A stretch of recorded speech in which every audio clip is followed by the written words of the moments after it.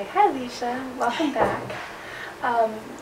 On a previous session, you were discussing like your relationship problems with family members, and that you would feel very frustrated and it was kind of hard to get your point across when you're talking to them. So I want to introduce a new concept with you today.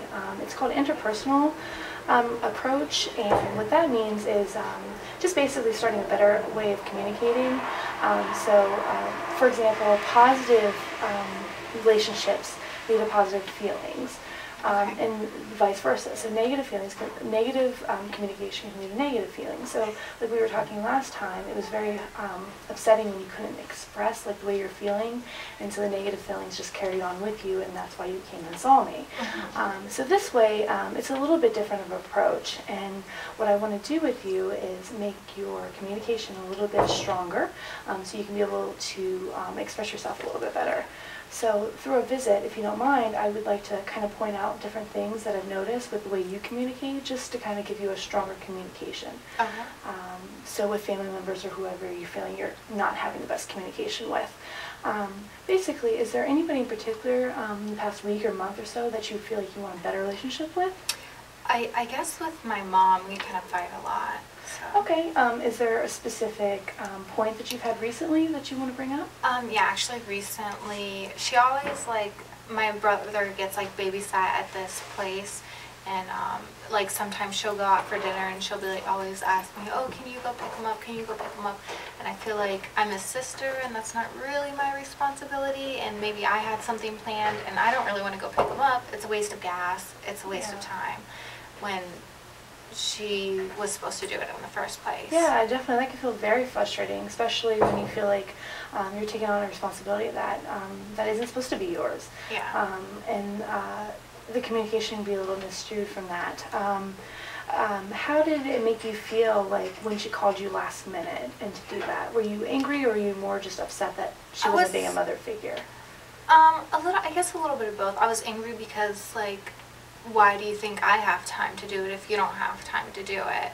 You know, and I mean, I don't mind picking him up every now and then with ample time ahead so I could plan for that, but, you know, don't just call me out of the blue because you forgot or you're with your friends and you don't want to leave yet, or whatever. Yeah, well, that definitely sounds a little frustrating. Does she say anything in particular that would make you feel like she didn't want to, or that she was just being lazy, or she would just be like, or is it forgetfulness? I think she plans to do it, but then she goes out with her friends. I mean, she doesn't go out that often, but when she does, you know, she likes to spend time with her friends, which I guess is whatever. But I feel like you know that you're gonna go pick them up, so why, or you could have asked me earlier. You know, I don't understand why you go out and then you're like, oh, I don't want to leave yet. Let me see if somebody else will go pick them up. Well, right now with the way you're communicating, I feel like I can definitely tell that you're a little bit upset with the situation, and you can kind of definitely have like this a little bit of aggressiveness of why she isn't taking care of it. But I feel more like it's more of a attacking kind of way that you're talking about it, like the way you move your arms and the way it kind of feels like very frustrating. I think when you definitely talk to a person or any other relationship, maybe just try not to feel like you're moving too much and be more direct. Maybe just kind of like hold your arms like close together a little bit, and just so you can make sure that they focus on what you're saying and your eyes and the way you can feel like those feelings through your eyes. Well, usually it's over the phone, and I always like, I don't know, I'm just like, oh wow, big party, or woo, you know, you can't go out to pick up your son. So I don't know if she knows that. Yeah, well, that's definitely more of a direct statement, like saying you don't want to pick up your phone, but the way it's kind of like come across, like with your communication, is more of like it was just joking, like you don't mind, and that it doesn't even sound like you're too upset about it, just like you're kind of being sarcastic away. Yeah. So especially in the phone conversations, because all they have to go through is what you say. So you have to be a little bit more wiser on like exactly how you express it. Sometimes sarcastic remarks can be taken a different way, and maybe that's why she keeps continuing to do this type of behavior, because she's never noticed that you were having an issue with it. how about we try there's a couple of different approaches you can do with interpersonal approach that can kind of strengthen your communication. The first one that I would like to point out is called like the I statements.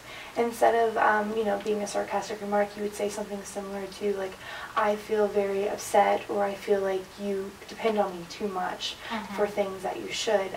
Just so you literally say the I statement, because otherwise, like we were talking about earlier, sometimes you can do the you, and do the kind of like attacking a statement. So we want a stronger communication and not one that turns into more of a conflict. So I definitely think you should use an I statement. Would you be able to maybe do that this following week, even if it's not with your mother, maybe with somebody else? I think so, yeah. I mean, she'll probably call me this weekend too.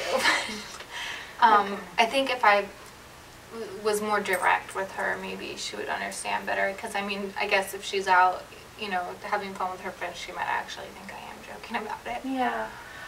Okay, well there's another one to consider, like problem solving. And since, if I'm not mistaken, our last conversation, you do live in the same household with your mother, correct? Correct. Okay. Maybe the phone conversations aren't working as well.